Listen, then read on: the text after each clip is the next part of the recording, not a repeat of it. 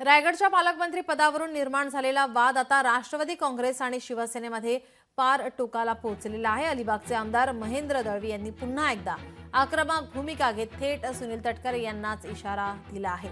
सुनील तटकरे हे नेहमी चीट करत आले आहेत, त्यावेळेस देखील त्यांनी चीट करून स्वतःच्या घरात पद घेतली। हे शिवसेना खपवून घेणार नाही। भरत गोगावले हेच रायगडचे पालकमंत्री व्हायला पाहिजेत, यासाठी तटकरेंनी माघार घ्यावी। जोपर्यंत पालकमंत्री पदाचा तिढा सुटत नाही तोपर्यंत राष्ट्रवादीला सोबत घेणार नाही, अशी भूमिका महेंद्र दळवी यांनी व्यक्त केली आहे।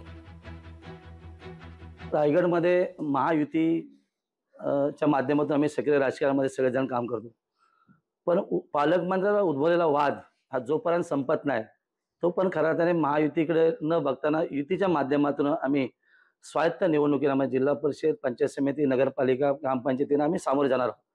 आणि म्हणून त्यावेळेला आम्ही सुतवाच्य केलं, हे सत्य आहे।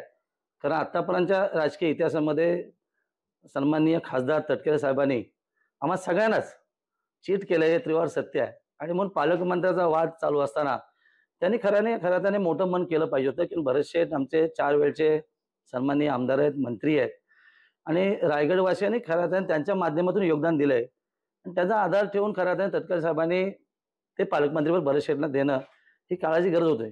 पण नेहमीप्रमाणे त्यांचा हट्ट किंवा त्यांचं पॉलिटिकल जे काय विजन असेल त्याप्रमाणे त्यांनी घरातच ठेवण्याचा प्रयत्न केला आणि याला आमचा कडून विरोध आहे। त्याचं कारणच असं आहे की मागच्या सरकारमध्ये ज्यावेळेला आदिती पालकमंत्री होत्या त्यावेळेला आम्ही ह्याच वादविवादात त्यांना पदत्याग करायला लावला। हा इतिहास तटकरे साहेबांनी विसरू नये आणि म्हणून आत्ताच्या उद्भवलेल्या परिस्थितीला त्यांनी न स्वीकारताना भरत शेठला मोठामोठी केलं असतं तर खऱ्या त्या रायगडवासियांना न्याय मिळाला असता।